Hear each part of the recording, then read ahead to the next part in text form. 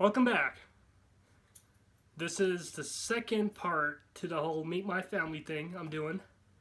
Today we get to talk about my mother, my good old mother. um, man, me and my mom have a very interesting relationship. She's definitely my best friend. She is definitely somebody I can always go back and talk to about anything, whether it be about girls, or work or something I'm going through. And for me to know that she can not only understand what you're going through, but at the same time provide you some usable advice, which is huge for me because I don't listen to a whole lot of people. I pretty much do what I feel like doing, until your mother comes in, of course, and you have to do what your mom says. And my mom. So, a little background on her. She was born and raised in Pakistan. She I'm not quite sure what kind of education she got. I'm assuming she got like 2 years of school done, college done, I guess, associates you want to call it.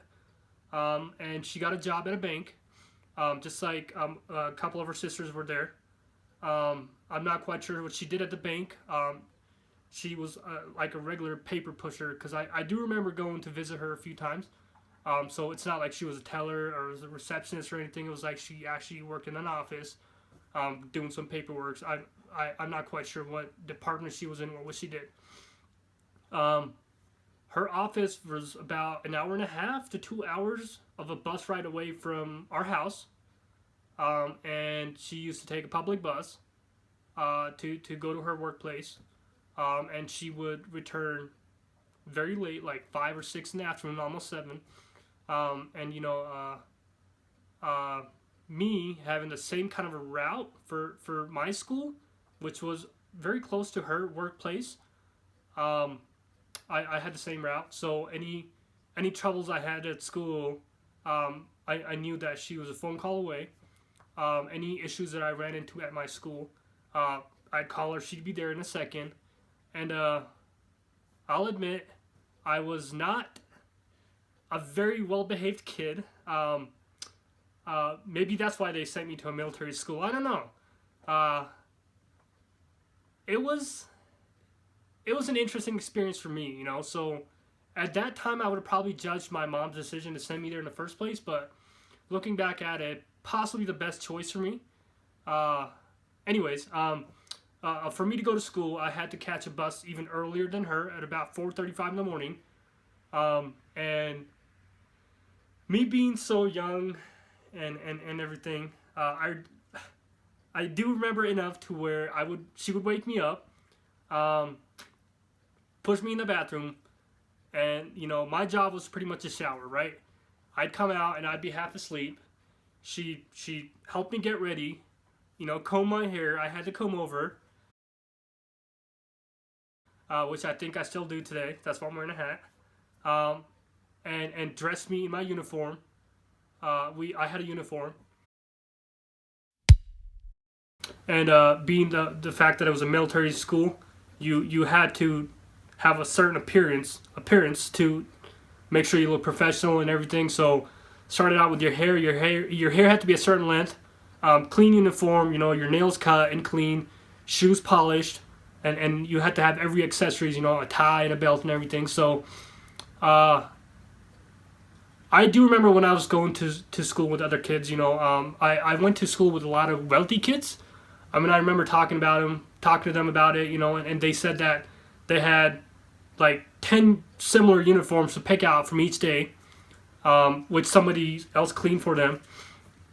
I remember I only had 2 to pick out from, so every single night, my mom had to hand wash. We didn't have a washing machine. Hand wash my uniform to make sure I was squeaky clean. So when I went to school, I wouldn't be nervous or be scared to get in trouble by the headmasters or anything like that. She gave me the best opportunity to succeed. Tuition was not cheap, I can tell you that. And how she made it work, I will never know. It wasn't like she was making a lot of money. She was making enough to make ends meet. Before I got to that military school, funny story, I went to the same school as my sisters did, and for some reason they decided to send me to this military school. Not because I was a bad kid, but it would have been a better opportunity for me to succeed because it was one of the best schools to go to for a boy, because it was an all boys school at that time. But so my last year at this school that I'm going to with my sisters, and before they give you your report card for that year, they ask you for tuition fees for the following year in advance before they can give it to you. It's kind of like asking for a commitment. And my mom knew I would be going to that military school, so she knew she would have to double pay the tuition fees, which she couldn't. So she put her foot down and said, "Look, I'm sending my kid to this other school. You know what? I don't even care about the results." But of course, I wanted to know how well I did, because you don't want to put a kid down. And I'm anxiously waiting at home to see how well I did that whole entire year. And my mom comes home with this little trophy from some sports store. God knows what sports trophy she bought. And came and said I got first place in my class. Not true. Found out a couple days later from my younger sister, who has a very hard time keeping a secret. And she gave it away, you know, but I don't remember how I reacted. But, you know, that's how my mom is. She wants to keep everybody happy. She wants to please everybody and make sure that they know that they're doing their best and they're getting the best. When me and my sisters were little, we'd get in fights all the time because of my mom, you know, because she tried picking sides. Obviously, she had to tell all three of us that we're her favorite kids. And then, you know, we'd bicker about it. I used to tell my mom all the time that, you know, she's the reason that me and my sister get in a fight, all in the fun, because, you know, of course she couldn't pick a side. Everybody knows I'm her favorite. But that's the kind of person my mom is. She carries everybody with her, and she makes sure that everybody is as happy as possible. You know, the biggest thing she ever did in my eyes was give my dad the opportunity to go out and pursue his passion for education, where he wasn't bringing back a lot of money home. So she took the lead, you know, bought us the nicer clothes for every occasion, gave us everything we ever asked for, whether it be a very expensive piece of chocolate that, you know, was probably not a good idea at that time, but she never turned us down for anything. And she used to give me, so when I went to that military school, she used to wake up every single morning, pack my little lunchbox, and it was one of those old school lunchboxes, the metal one, that closed up. I ate the same meal, because she knew that's what I liked. I swear, every single day. While we had a cafeteria at that school, and everybody would, you know, kind of switch out, bringing home from food, and then buy some food from there. And I know I came home complaining to my mom, I need some money, because I want to eat with my friends, and I want to eat what they're eating. Some days I don't want to eat this. So every morning, she used to stick some money in my pocket to make sure that, you know, if I wanted to, I had the choice to go to the cafeteria and buy something for myself. And you know, even when I came home, I had the tendency to go eat some sort of fast food. And I used to steal money from my mom's purse. And I swear after a while I realized that she knew, and she was putting money in her purse on purpose to make sure that when I went in there, I could find some money and go eat, you know. So, man, my mom, she deserves the world in my eyes. She's done so much for her family that anybody could ever ask for. And she has never asked anything in return, besides a pair of sweatpants from Walmart, because she gets cold in the mornings while going to work. So the fact that she does so much and she asks for so little shows you the kind of person she is. And I want to give her so much, you know, but she doesn't give you the opportunity to do so. So I know my dad appreciates everything she's ever done for him, for her kids, and I know mom's supposed to do all that, but, you know, we did not make it easy for her, and I know she had plenty of opportunities to tell us how it is, which she never did, because she knew what kind of an impact it would have on her kids. She always showed a positive front. We never knew that there was anything wrong in the background.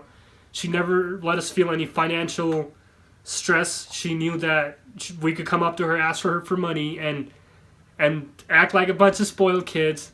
And I know everybody in her family respects her. And I know that she misses her family back home. It's been a while since she's back home.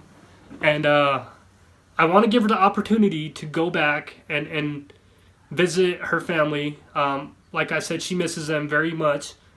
She talks to them on the phone, I swear, every single day. And I want to do that for her. So I'm going to give her the opportunity to pick out any time of 2017 for however long she needs to go back home for. I know last time we went, it was for 2 weeks. And I know it wasn't enough for her. But the fact that all of us went at the same time, the whole family, was kind of hard. But we had to. That was my first time going back. That's the only time I've ever been back. Will I ever go back? Maybe. She single-handedly has put me in this place to be able to do things for my family. And I can't,